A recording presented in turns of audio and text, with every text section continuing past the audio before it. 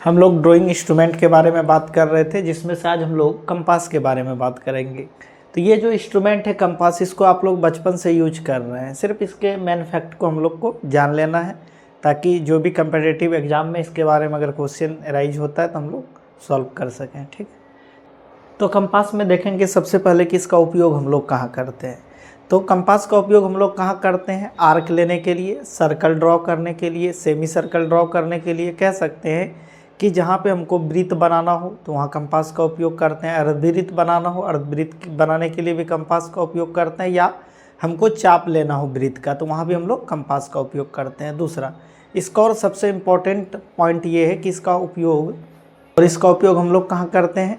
जैसे कहीं भी डाटा को स्थानांतरित करने के लिए करते हैं। डाटा का स्थानांतरित करने के लिए, जैसे कहीं हमको डाटा दिया हुआ नहीं रहता है, कोई भी कह सकते हैं ग्राफिकल रिप्रेजेंटेशन में हमको डाटा नहीं दिया रहता है, तो हम लोग क्या कर सकते हैं? कंपास के मदद से वहाँ पे हम लोग क्या कर सकते हैं? डाटा को स्थानांतरित कर सकते हैं। जैसे कहीं मान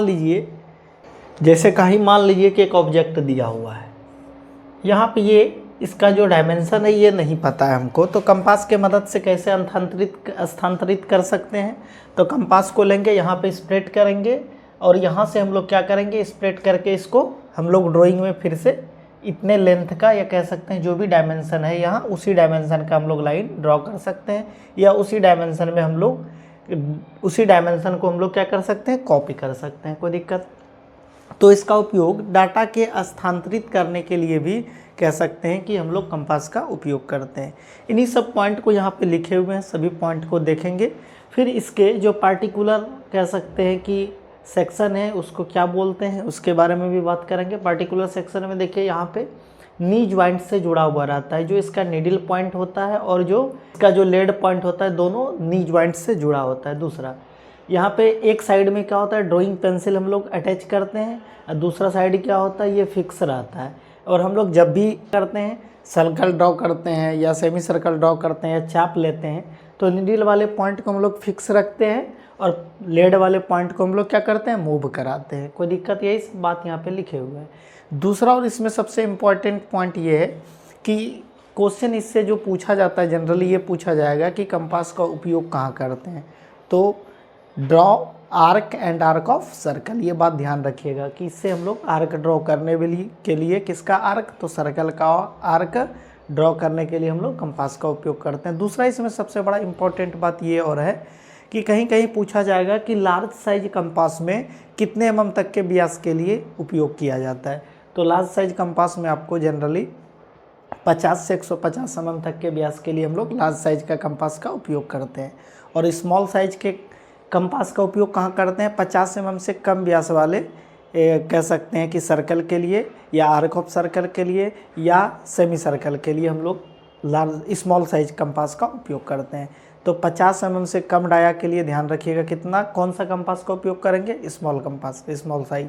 और लार्ज साइज कंपास में हम लोग 50 से 150 mm तक के कह सकते हैं डायमीटर का उपयोग करेंगे। दूसरा, इसमें और एक इम्पॉर्टेंट पॉइंट है कि यदि 150 mm से ज़्यादा व्यास के लिए आपको कहीं पे भी सर्कल बनाना हो, आर्क सर्कल लेना हो या सेमी सर्कल बनाना हो, तो हम लोग क्या करते हैं? यहाँ पे नोट देके लिखे हुए भी है, लेंथेनिंग बार का प्रयोग करते हैं। लेंथेनिंग बार क्या होता है? लेंथेनिंग बार एक डिवाइस होता है, ये कह सकते हैं इक्विपमेंट होता है, जिसमें पेंसिल के जगह पे इसको फिक्स कर देते हैं लार्ज साइज कंपास में, और हम लोग 150 mm से ज़्यादा व्यास वाले कह सकते हैं सर्कल को, सेमी सर्कल को या आर्क को हम लोग लगा सकते हैं या ड्रॉ कर सकते हैं इसके द्वारा। ठीक है, तो इन्हीं सब बातों को यहाँ पे हम लिखे हुए हैं, चलिए करके देख लेते हैं।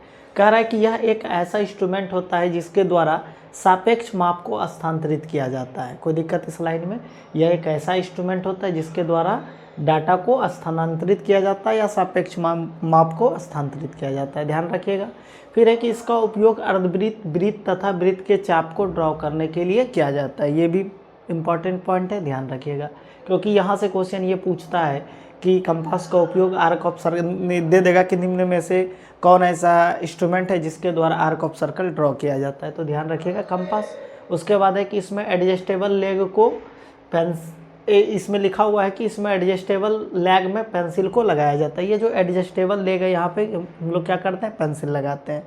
ठीक है। दूसरा है कि ड्राइंग करते समय इसके नीडल पॉइंट को फिक्स कर पेंसिल वाले पॉइंट को घुमाया जाता है। ध्यान रखिएगा, या हम लोग बचपन से भी इसका उपयोग करते आए, तो नीडल वाले पॉइंट को क्या करते हैं, फिक्स रखते हैं, पेंसिल वाले पॉइंट को हम लोग क्या करते हैं, घुमाते हैं। तो वही बात यहाँ लिखा हुआ है कि नीडल वाले पॉइंट को हम लोग फिक्स रखते हैं और पेंसिल वाले पॉइंट को हम लोग घुमाते हैं। कोई दिक्कत? चलिए, उसके बाद कंपास में हम लोग देखें कि लार्ज साइज कंपास होता है, स्मॉल साइज कंपास होता है। तो लार्ज साइज कंपास का उपयोग हम लोग 50 से 150 mm व्यास के लिए करते हैं, और स्मॉल साइज का कंपास हम लोग इसका उपयोग 50 mm से कम व्यास के लिए करते हैं। ठीक है। उसके बाद लेंथनिंग बार के बारे में भी जाने कि लेंथनिंग बार का उपयोग हम लोग कैसे करते हैं, क्यों करते हैं। तो हम लोग लेंथनिंग बार का उपयोग 150 mm से ज़्यादा व्यास के लिए हम लोग लेंथनिंग बार का उपयोग करते हैं। और कहाँ पे इसका उपयोग करते हैं, तो जो लार्ज साइज कंपास होता है वहाँ पे पेंसिल के जगह पे हम लोग लेंथनिंग बार को लगाते हैं, और 150 mm से ज़्यादा व्यास वाले सर्कल को, आर्क ऑफ सर्कल को या सेमी सर्कल को हम लोग आसानी से ड्रॉ कर लेते हैं। कोई दिक्कत यहाँ तक में? तो इस प्रकार से कंपास को आप लोग नोट कीजिए। फिर हम लोग अभी डिवाइडर को देखेंगे। चलिए नोट कीजिए।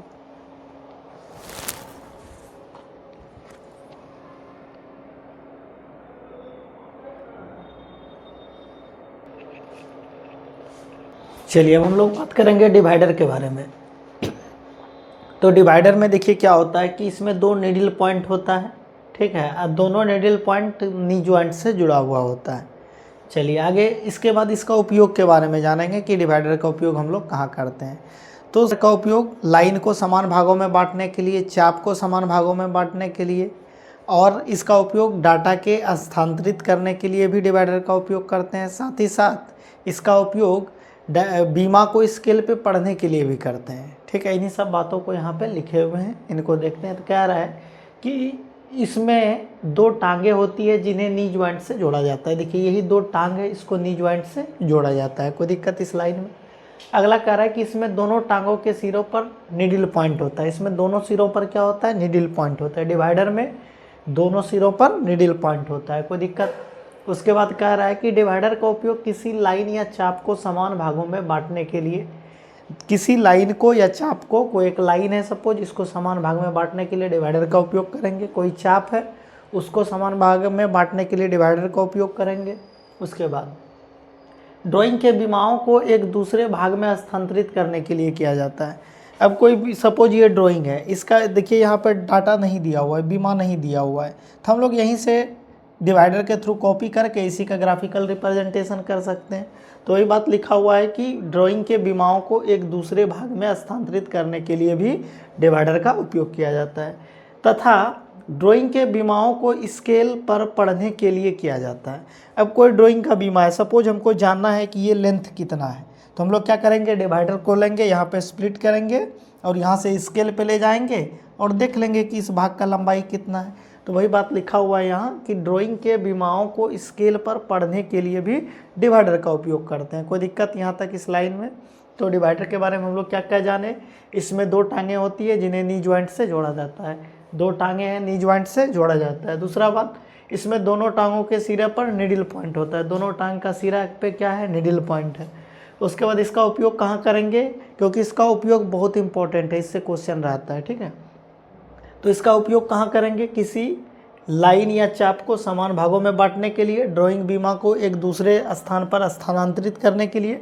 कहीं भी ग्राफिकल रिप्रेजेंटेशन है वहाँ पे डिवाइडर लेके इसी डाटा को कॉपी करके हम लोग ग्राफिकल रिप्रेजेंटेशन कर सकते हैं। उसी को बोला ड्राइंग के बीमा को एक दूसरे स्थान पर स्थानांतरित करने के लिए, तथा ड्राइंग के बीमाओं को स्केल पर पढ़ने के लिए। अब हमको सपोज इसका स्थानांतरण नहीं करना है, डाटा का कॉपी करके ग्राफिकल रिप्रेजेंटेशन नहीं करना, सिर्फ हमको इसका डाटा जानना है, इसका बीमा जानना है कि लंबाई क्या है, चौड़ाई क्या है। सपोज चौड़ाई जानना है तो डिवाइडर लेंगे, यहाँ पे फैलाएंगे इसको, फिर स्केल पे ले जाएंगे, हम लोग रीड कर लेंगे कि कितना mm है। तो वही बात लिखा हुआ है, ड्राइंग के बीमाओं को स्केल पर पढ़ने के लिए भी किसका, डिवाइडर का उपयोग किया जाता है। उसके बाद यहाँ पे लिखा हुआ है कि small size, large size divider जो होता है, एक स्मॉल साइज डिवाइडर होता है, एक लार्ज साइज डिवाइडर होता है। तो स्मॉल साइज डिवाइडर का उपयोग बड़ी माप के लिए हम लोग, स्मॉल साइज है, सॉरी यहाँ पे उल्टा लिख दिए हैं। तो स्मॉल साइज डिवाइडर में हम लोग क्या करते हैं, स्मॉल साइज डिवाइडर से हम लोग क्या करते हैं, छोटी माप को लेते हैं। छोटी माप के लिए हम लोग क्या करते हैं, स्मॉल साइज डिवाइडर का उपयोग करते हैं, और लार्ज साइज डिवाइडर का उपयोग बड़ी माप के लिए करते हैं। जहाँ बड़ा डाटा का उपयोग करना होता है वहाँ पे जो हम लोग डिवाइडर उपयोग करेंगे लार्ज साइज, जहाँ पे बड़ा डाटा का यूज है वहाँ पे लार्ज साइज डिवाइडर का उपयोग करेंगे, जहाँ स्मॉल डाटा का यूज कर रहे हैं वहाँ पे स्मॉल साइज डिवाइडर का उपयोग करेंगे। कोई दिक्कत यहाँ तक में? चलिए डिवाइडर को नोट कीजिए, फिर अगला इंस्ट्रूमेंट देखते हैं। अब हम लोग अगला इंस्ट्रूमेंट फ्रेंच कर्व के बारे में बात करेंगे। तो फ्रेंच कर्व ये जनरली टेढ़ा मेढ़ा एक कर्व होता है, जनरली यह 10 सेट के समूह में मार्केट में अवेलेबल होता है। तो इसका उपयोग हम लोग वहाँ करते हैं जहाँ की हम लोग कंपास के सहायता से कर्व लाइन नहीं ड्रॉ कर पाते हैं। कंपास की सहायता से कर्व लाइन ड्रॉ करने के लिए हमको क्या चाहिए? सेंटर चाहिए। तो हमको यदि सेंटर पता नहीं हो, कि कह सकते हैं कि इरेगुलर कर्व हो, तो वहाँ पे हम लोग इसी फ्रेंच कर्व एक ऐसा ड्राइंग इंस्ट्रूमेंट है जिसकी मदद से हम लोग कर्व लाइन ड्रॉ करते हैं। इरेगुलर कर्व को ड्रॉ करने के लिए फ्रेंच कर्व का उपयोग करते हैं। ये 10 सेट में मिलता है मार्केट में, 10 डिफरेंट कर्व में, इरेगुलर कर्व में अवेलेबल होता है। ये प्लास्टिक के बने होते हैं, ठीक है, ध्यान रखिएगा। और इसका उपयोग कहाँ करते हैं? बहुत इंपॉर्टेंट ये भी इंस्ट्रूमेंट है, इससे भी एक क्वेश्चन रह सकता है कि इसका उपयोग कहाँ करते हैं। जो इरेगुलर कर्व है, ठीक है, कह सकते हैं कि अव्यवस्थित कर्व है, या कह सकते हैं कि जिसका हमें वैसा कर्व जिसका हमें सेंटर पता ना हो और हम लोग को कर्व लाइन ड्रॉ करना हो, तो हम लोग क्या करेंगे? फ्रेंच कर्व का उपयोग करेंगे, ठीक है। और क्या ध्यान रखना है, यह किसका बना होता है? पारदर्शक प्लास्टिक का बना होता है। जैसे इसका उपयोग मान लीजिए 2 सेंटर पता है आपको, जैसे मान लीजिए 2 पॉइंट पता हो, ये 2 पॉइंट को आपको कर्व लाइन से मिलाना हो, अगर सेंटर पता नहीं हो तो क्या करेंगे हम लोग? फ्रेंच कर्व लगाएंगे, उसके मदद से हम लोग क्या कर लेंगे? कर्व लाइन के थ्रू इसको, ये जो सेट होगा इस 2 पॉइंट में, उसको सेट करके हम लोग कर्व लाइन ड्रॉ कर लेंगे। कोई दिक्कत? तो ध्यान रखिएगा कि इसका उपयोग हम लोग कहाँ करते हैं? जो इरेगुलर कर्व जहाँ पे होता है वहाँ अगर इरेगुलर कर्व ड्रॉ करना हो, जैसे इसका ज़्यादातर पॉइंट जो होता है लोकी ऑफ पॉइंट में करते हैं फ्रेंच कर्व का उपयोग, जैसे इलिप्स बनाने में, पैराबोला बनाने में, हाइपरबोला बनाने में, या कह सकते हैं कि स्पाइरल हेलिक्स, वहाँ पे जो कर्व बनाते हैं ना हम लोग, लोकी ऑफ पॉइंट के अंतर्गत जितने टॉपिक हैं वहाँ पे आपका फ्रेंच कर्व का उपयोग होता है। वहाँ पे क्या होता है कि आपको पॉइंट मिल जाएगा, डिफरेंट पॉइंट मिल जाएगा जो कि कर्व लाइन के थ्रू मिलेगा, लेकिन उसका सेंटर नहीं मालूम होता है। तो हम लोग फ्री हैंड से मिलाते हैं या फ्रेंच कर्व के मदद से बनाते हैं। कोनिक सेक्शन का पोर्शन में भी इसका वाइटल एप्लीकेशन है फ्रेंच कर्व का।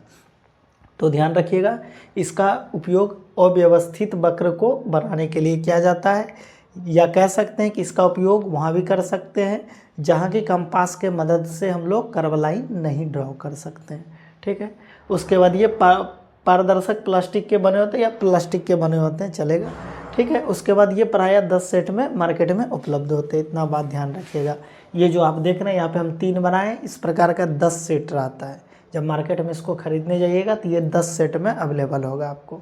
तो ध्यान रखिएगा फ्रेंच कर्व के बारे में कि फ्रेंच कर्व का उपयोग कहाँ करेंगे हम लोग? जहाँ पे कि वैसा कर्व जिसको हम लोग कंपास की सहायता से नहीं ड्रॉ कर सकते, वहाँ पे हम लोग फ्रेंच कर्व की मदद से ड्रॉ करते हैं। कंपास की सहायता से क्यों ड्रॉ नहीं कर पाते? क्योंकि हमको कंपास से कर्व लाइन बनाने के लिए सेंटर चाहिए, तो हमको तो सेंटर पता है ही नहीं, इरेगुलर कर्व है, तो हम लोग फ्रेंच कर्व की मदद से क्या करेंगे? हम लोग ड्रॉ कर लेंगे। कोई दिक्कत? एक बार फिर से देखिए, मान लीजिए कहीं आपको ये पॉइंट मिला, अब ये पॉइंट कर्व लाइन से मिलाना है, तो आपको तो इसका सेंटर पता है ही नहीं, 2 पर्टिकुलर पॉइंट का सेंटर क्या है, तो आप इसको कंपास से तो बना नहीं पाइएगा। तो हम लोग क्या करेंगे? यही फ्रेंच कर्व के प्रत्येक सेट को लगा के देखेंगे, जो जो पॉइंट में सेट करेगा उसको रखेंगे और उस फ्री हैंड से इसको मिलाते हुए आगे बढ़ जाएंगे। फिर इस 2 पॉइंट को मिलाना, फिर ऐसे आगे बढ़ जाएंगे। तो इरेगुलर कर्व जहाँ भी आएगा वहाँ पे फ्रेंच कर्व का हम लोग उपयोग कर लेंगे। कोई दिक्कत? चलिए ध्यान रखिएगा इतना बात। तो हम लोग मिलते हैं नेक्स्ट लेक्चर में। Thank you for watching. आप लोग हमारे चैनल को लाइक तथा सब्सक्राइब करें और अपने दोस्तों के बीच शेयर करें। Thank you.